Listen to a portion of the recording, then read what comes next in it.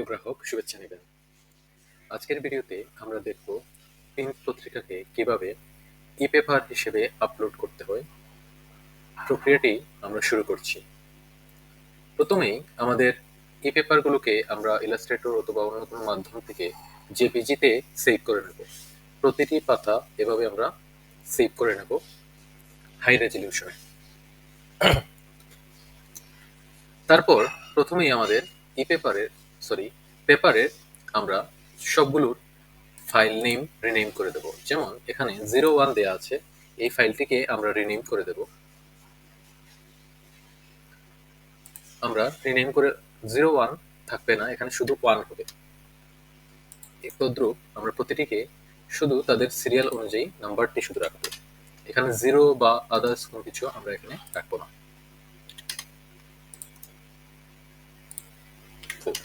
ওকে, এখন আমাদের যেহেতু আমাদের 4টি পাতা, প্রথমেই আমাদের 4টি আলাদা আলাদা ফোল্ডার ক্রিয়েট করে নিতে হবে।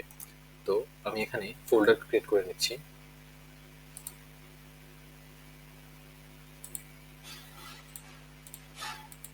ওকে, তো এখন আমি একটি একটি করে ফোল্ডারের নাম চেঞ্জ করে দেবো। এখানে এটি দিলাম 1, তারপরে দিয়ে দিচ্ছি 2, 3 এবং 4। এখন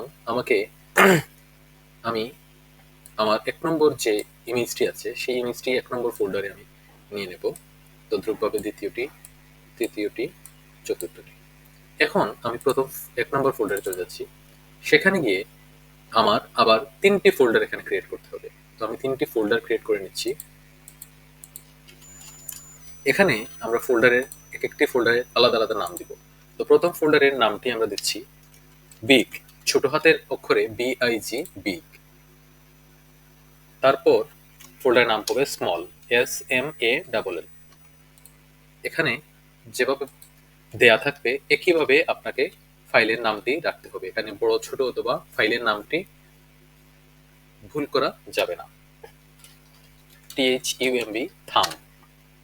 এই 3টি ফোল্ডার আমরা ক্রিয়েট করে নেব। তারপরে আমরা এই 3টি ফোল্ডার সিলেক্ট করে কপি করে নিচ্ছি।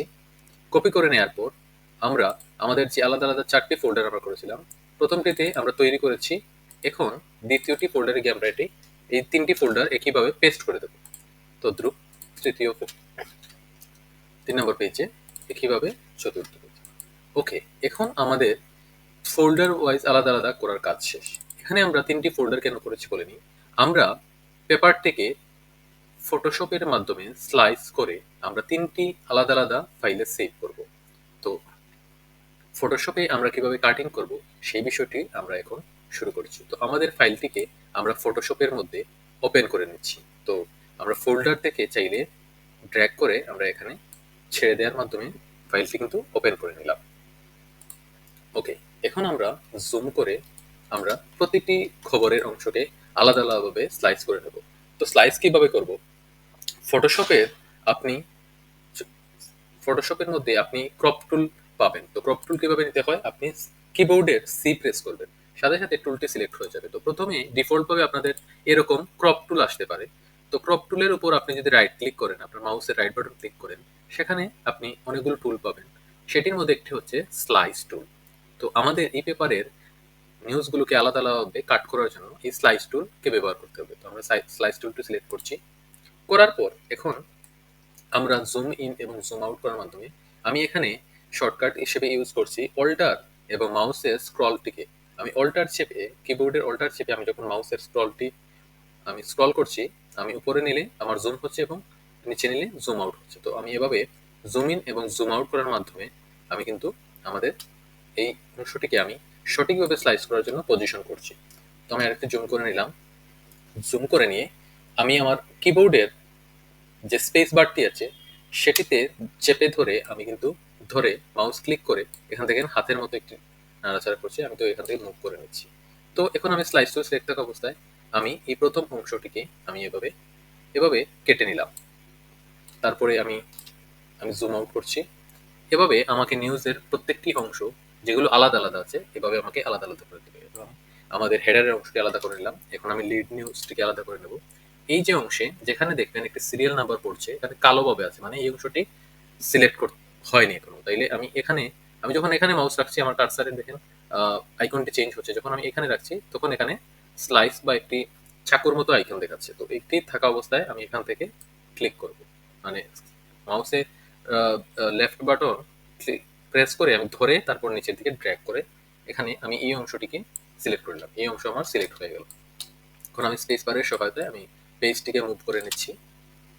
তারপরে এখানে দেখেন আমার কিন্তু এখানে দুইটি আলাদা আলাদা নিউজ, কিন্তু এখানে ছবি আছে একটি, তাহলে আমি আগে ছবিটিকে এখান থেকে আলাদা করে নিচ্ছি, নিয়ে নিলাম, তারপর নিউজটিকে আমি আলাদা করে দেব। ওকে, এটি শেষ। তারপরে আমি এটি করে নেব, আপনি আপনার সুবিধা মতো করে নেবেন। ওকে, তারপরে আছে এই নিউজটি, আমি এখান থেকে এতটুকু নিয়ে নিলাম, এই অংশটিকে সিলেক্ট করে নিয়ে নিলাম। তারপর এই নিউজটি, তারপর এই ছবিটি আমরা আলাদা করে নেব। তো এই ছবির নিউজটি একই সাথে যেহেতু আছে, তো এটি এক নিউজ হিসেবে আমরা একটি করে দিলাম, একসাথে কেটে নিলাম। তারপর এই নিউজটি দেখেন কালো মার্ক করা আছে, মানে এই নিউজটিকে সিলেক্ট করতে হবে। ওকে, তারপরে আছে এই যে এই নিউজটি দেখেন কালো করে আছে, সিলেক্ট করে এই যে ছেড়ে দিলাম। এখন আমি কন্ট্রোল 0 দেওয়ার মাধ্যমে কিন্তু পুরো ভিউটিকে আমার সামনে নিয়ে আসতে পেরেছি। এখানে দেখেন সবগুলো নিউজ আমি আলাদা আলাদাভাবে এখানে স্লাইস করে বা কেটে নিয়েছি। তো এখন আসি আমাদের মূল যে ইম্পর্টেন্ট বিষয়, এখন আমরা সেভ করব। তো সেভের জন্য আমরা চলে যাব ফাইল, এক্সপোর্ট, তারপর সেভ ফর ওয়েব। আপনি যদি ফটোশপের অন্য কোনো ভার্সন CS6 অথবা আপনি যদি অন্য কোনো ভার্সন আপনি ফটোশপের যদি কোনো পুরাতন ভার্সন ইউজ করেন, সেক্ষেত্রে আপনি সরাসরি সেভ ফর ওয়েব পেয়ে যাবেন। আপনি যদি ফটোশপ 2018 এর উপরে 19, 20 বা এর থেকে আপগ্রেড ভার্সন ইউজ করেন, সেক্ষেত্রে আপনি এক্সপোর্ট থেকে সেভ ফর ওয়েব, এখানে শর্টকাটও আছে, আপনি এই শর্টকাটটিও ব্যবহার করতে পারেন। তো আমি সেভ ফর ওয়েবে ক্লিক করছি। ক্লিক করার সাথে সাথে দেখেন আমার এখানে কিন্তু পপ আপ চলে আসছে। তো এখানে আমাদের অবশ্যই দেখতে হবে এখানে আমাদের ফাইল ফরম্যাটটি কি আছে। অবশ্যই এখানে জেপেগ বা জেপিইজি যাই বলুন না কেন সেটি অবশ্যই সিলেক্ট থাকবে। এখান থেকে আপনি হাই বা ম্যাক্সিমাম রেজলিউশন সিলেক্ট করে দিতে পারেন। আমরা প্রেফার করবো যে আপনি হাই দিয়ে দিবেন। ওকে, তারপর এখান থেকে আমরা ইমেজের সাইজ প্রথমে উইথটি এখানে দিয়ে দেবো 1500। দেখেন হাইটটি আমার অটো চলে আসবে, আমি শুধু উইথটিকে 1500 দিয়ে দিলাম, দিয়ে আমি সেভ বাটনে ক্লিক করব। ক্লিক করার পর আমি আমার ফোল্ডার নির্বাচন করে দিব যে আমি কোন ফোল্ডারে রাখতে চাচ্ছি। তো আমাদের এখানে এই যে পেপার ফোল্ডার আছে, পেপার ফোল্ডারে 1 নম্বর ফোল্ডারে চলে যাব।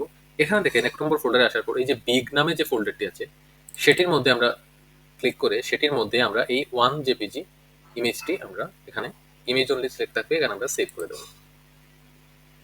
দেখেন আমার এটি সেভ হয়ে গেল। যদি আমি 1 নম্বর ফোল্ডারে যাই, গিয়ে আমি বিগের মধ্যে দেখি এখানে দেখেন ইমেজ নামে একটি ফোল্ডার কিন্তু অটো হয়ে গেছে, এবং ইমেজের মধ্যেই দেখেন আমার ছবিগুলো কিন্তু আলাদা আলাদা ভাবে সেভ হয়ে গেছে।